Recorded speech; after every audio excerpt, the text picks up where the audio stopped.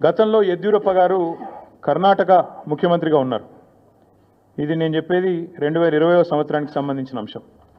ఇది కాంగ్రెస్ పార్టీ యొక్క స్టేట్మెంట్. ఆ రోజు కాంగ్రెస్ పార్టీ ఆనాడు యెద్యూరప్ప గారు ముఖ్యమంత్రిగా కర్ణాటకలో ఉన్నప్పుడు మరి హౌసింగ్ స్కామ్లో ఈయన పాత్ర ఉంది అని వార్తలు వస్తే ఆ రోజు అక్కడి కాంగ్రెస్ నాయకులు చేసిన డిమాండ్ ఏంది అంటే మరి వెంటనే యెద్యూరప్ప గారు నిష్పక్షపాతంగా విచారణ జరగాలి అంటే రాజీనామా చేయాల్సిందే, ఇట్లాంటి వ్యక్తి ముఖ్యమంత్రిగా ఉంటే విచారణ ఎట్లా జరుగుతుంది అని చెప్పి ఆ రోజు అక్కడి కాంగ్రెస్ పార్టీ అధ్యక్షులు, ప్రదేశ్ కాంగ్రెస్ కమిటీ అధ్యక్షులు కర్ణాటకలో చేసిన డిమాండ్ చాలా వాళ్ళు చెప్పిన మాట. The Karnataka Congress on Thursday demanded that Karnataka Chief Minister B.S. Yediyurappa either resign or be sacked to ensure a fair investigation against him in 2019 corruption case. ఇది కర్ణాటక కాంగ్రెస్ మాట, నా మాట కాదు.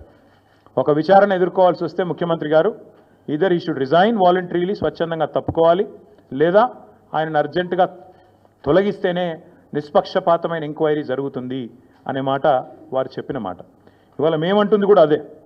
4 కోట్ల ప్రజల ముందు ఇవాళ ఆ ప్రజలకు నాయకత్వం వహించే నాయకుడిగా అక్కడ కూర్చున్న వ్యక్తికి తప్పకుండా నిజాయితీ ఉంటే, నైతికత ఉంటే వెంటనే అయితే రేవంత్ రెడ్డి గారు స్వచ్ఛందంగా తప్పుకోవాలి, లేదా కాంగ్రెస్ పార్టీ పెద్దలు స్పందించి తప్పకుండా వెంటనే వారిని రాజీనామా చేయించి నిష్పక్షపాతంగా విచారణ జరగడానికి సహకరించాలని మేము కూడా డిమాండ్ చేస్తూ ఉన్నాం.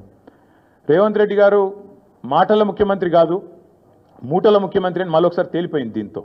ఎందుకంటే మూటలు మోసే పీసీసీ అధ్యక్ష పదవి తెచ్చుకున్నారని వెంకటరెడ్డి గారు చెప్పారు. ఇప్పుడు మూటలు మోసే పదవి కాపాడుకుంటున్నారు అని దేశమంతా తెలుసు. అట్లాగే మూటలతోనే ఆనాడు పీసీసీ ఆఫీస్ బేరర్స్ దగ్గర కూడా డబ్బులు తీసుకొని మరి కాంగ్రెస్ పార్టీ ఒక పత్రికకు డబ్బులు అందించారని చెప్పి ఎన్ఫోర్స్మెంట్ డైరెక్టరేట్ కూడా చెప్తా ఉంది.